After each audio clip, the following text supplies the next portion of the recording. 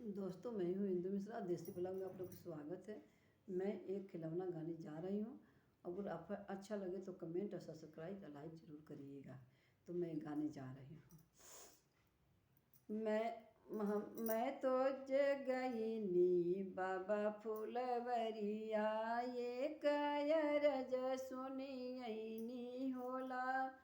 हम हो त गईनी बाबा फुलवरिया, एक अरज सुनियनी होला।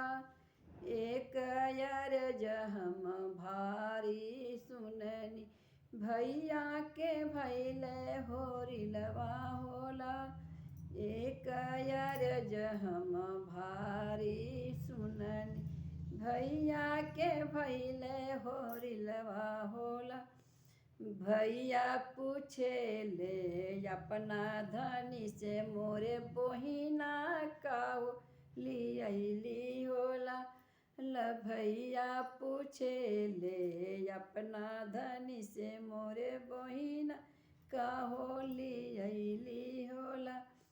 10 ही 5 की जोड़ा से जामा, दुई लगेला लटके नवा होला। 10 ये 5 के जोड़ा से जामा, दुई लगे लटके नवा होला। मोरी पिछुअरवा बबुरवा के गछिया, ओही में बनबो नदिया होला। मोरी पिछुअरवा बबुरवा के गछिया, ओही में बनबो नदिया होला। ननदी के बनबी ननदोइया के बनबी, ओ अवरु ननद जी के भैया होला। नंदी के बनबी ननदोइया के बन, अवरु ननद जी के भैया होला। अब की खसुरवा माप कर भाभी, फिर नाया ये भी नई हरवा होला। अब की खसुरवा माप कर भाभी, फिर नाया ये भी नई हरवा होला।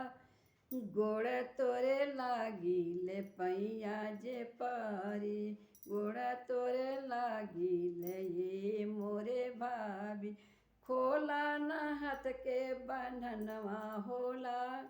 गोड़ तोरे लागी ले ये मोरे भाभी, खोला न हाथ के बंधनवा होला।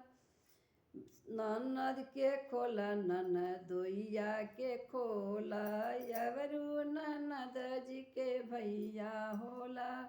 ननदी के खोला ननदोइया के खोला, अवरु ननद जी के भैया होला।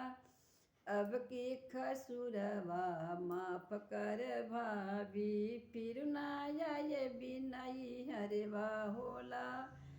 अब की खसुरवा माफ कर भाभी, फिर नाया ये भी नई हरवा होला।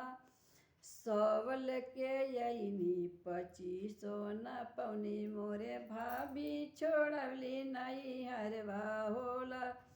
सवल के यनी 2500 न पौनी, मोरे भाभी छोड़वली नई हरवा होला। मोरी सवल के यनी 2500 न पौनी, मोरे भाभी छोड़वली नई हरवा होला। हम हो त गईनी बाबा फुलवरिया, एक अरज सुनियनी होला। हम हो त गईनी बाबा फुलवरिया, एक अरज सुनियनी होला। एक अरज हम भारी सुननी, भैया के भैले होरिलवा होला। एक अरज हम भारी सुननी, भैया के भैले होरिलवा होला। हम हो बिदैया लेबे जइबो होला। भैया पूछे ले अपना धनी से, मोरे बहिना का होली अइली होला। भैया पूछे ले अपना धनी से मोरे बहिना का होली ली होला।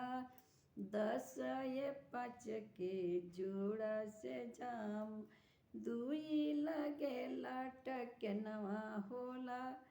10 ये 5 के जोड़ा से जाम, दुई लगे लटकनवा होला। मोरी पिछुअरवा बबुरवा के गछिया, वही में बनबो ननदिया होला। ननदी के बनबी ननदोइया के बान, अवरू ननद जी के भैया होला। ननदी के बनबी ननदोइया के बान, अवरू ननद जी के भैया होला। ननदी के बान ननदोइया के बान, अवरू ननद जी के भैया होला।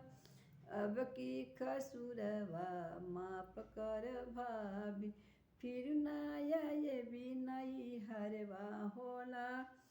अब की खसुरवा माफ कर भाभी, फिर नया ये भी नई हरवा होला।